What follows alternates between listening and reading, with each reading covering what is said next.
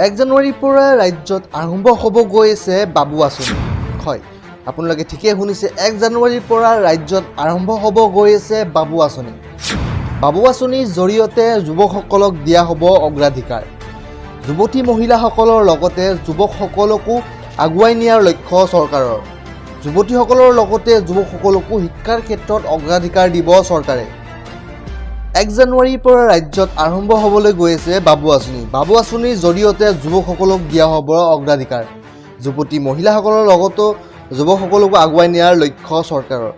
লৈ আহিছোঁ পৰৱৰ্তী গুৰুত্বপূৰ্ণ খবৰটো, সাজু হওক আপুনি, কাৰণ ৰাজ্যৰ লাখ লাখ লোকৰ বাবে আহি পৰিছে ডাঙৰ খবৰ, এক ভাল খবৰ।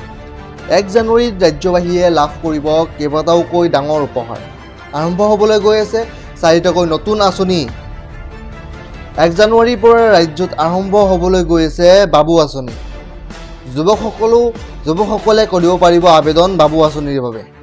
শীঘ্ৰেই সাজু কৰক নথিপত্ৰসমূহ। 1 জানুৱাৰীৰ পৰা মাত্ৰ 100 টকাতে লাভ কৰিব দাইল, চেনি আৰু নিমখ। ৰেচন কাৰ্ডৰ হিতাধিকাৰীয়ে পাব এই সুবিধা। 1 জানুৱাৰীত অৰুণোদয় হিতাধিকাৰীৰ বাবে মুখ্যমন্ত্ৰীয়ে কৰিব ডাঙৰ ঘোষণা। বৃদ্ধি পাব পাৰে অৰুণোদয় আঁচনিৰ ধন। জানুৱাৰীত ৰাজ্যবাসীয়ে ৰন্ধন গেছত পাব ৰাইজ সাহায্য। মাত্ৰ 300 টকাতে লাভ কৰিব উজ্জ্বলা ৰন্ধন গেছ। মুখ্যমন্ত্ৰী সুলভ ইন্ধন আঁচনিৰ হিতাধিকাৰীও পাব 250 টকা ৰাইজ সাহায্য। হয়, আপোনালোকে ঠিকেই শুনিছে, মুখ্যমন্ত্ৰী সুলভ ইন্ধন আঁচনিৰ জৰিয়তে পাব 250 টকাতে ৰন্ধন চিলিণ্ডাৰৰ গেছ। আৰম্ভ হ'বলৈ গৈ আছে 4টাকৈ নতুন আঁচনি। 1 জানুৱাৰীৰ পৰা ৰাজ্যত আৰম্ভ হ'ব বাবু আঁচনি। লৈ আহিছোঁ পৰৱৰ্তী গুৰুত্বপূৰ্ণ খবৰ, ৰাজ্যত নতুনকৈ আৰু 30 লাখ লোকে পাব ঘৰ। চৰকাৰী ঘৰ নোপোৱাসকলৰ বাবে ডাঙৰ খবৰ। ৰাজ্যত নতুনকৈ আৰু 30 লাখ পৰিয়ালে লাভ কৰিব PMAY ঘৰ। নতুনকৈ আৰু 30 লাখ লোকে এপ্লাই কৰিছে জিঅ' টেগিং। প্ৰস্তুত কৰিব লাগিব নতুন হিতাধিকাৰীৰ তালিকা। কোনো দৰিদ্ৰ পৰিয়াল বাবে বাদ নপৰে পকীঘৰ লাভৰ পৰা। জিঅ' টেগিং কৰি থোৱা প্ৰায় 3,25,000 লোকে পাব ঘৰ।